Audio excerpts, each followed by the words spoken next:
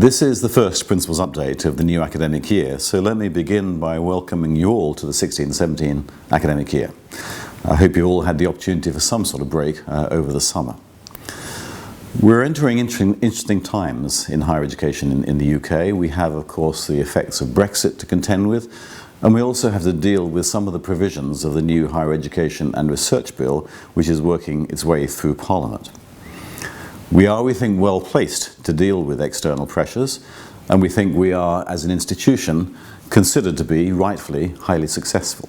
We also know, however, that our reputation does not yet keep pace with our achievements, and as I've mentioned before, we have a priority in the coming year to work on the development of our external reputation. As we consider our response to the various pressures that face us, we will, of course, be considering a variety of initiatives and considering, for example, what growth might mean as an institution, what diversification might mean. We will therefore be considering individual initiatives, and it's perhaps important to emphasize what our fundamental approach is as we consider any new direction we might take. We've decided as a senior executive, and indeed as an institution, that any new initiative should meet three criteria. The first is, would this initiative be consistent with fundamental Queen Mary values? The second point is this initiative academically justifiable, academically worthwhile? And finally, of course, we have to consider whether in the round such an initiative would be financially viable. I anticipate that a number of our new initiatives will seek to draw together the strengths of a number of different disciplines, whether in the service of producing new and innovative teaching offerings or in bringing research programs together to address pressing problems. One example would be the new School for Foundation Studies, where we are bringing together for the first time our work in a number of disciplines to provide a coherent program for students as they prepare for joining our standard undergraduate programs. And of course, the QMUL model provides another example of bringing together studies in multiple disciplines to strengthen the undergraduate experience.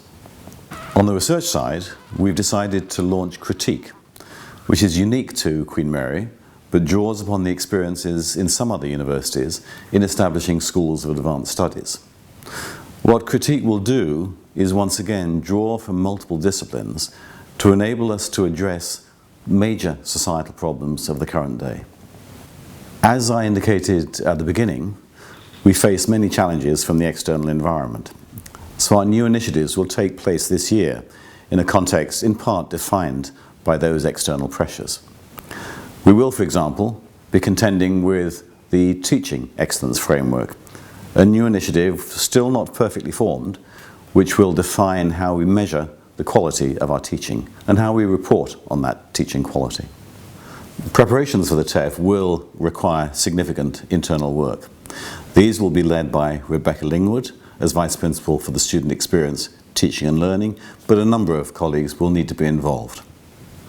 So we have a full and exciting year ahead of us, as we both cope with external pressures and, more importantly, take our new initiatives. As always, I would welcome any input you would like to make to me directly.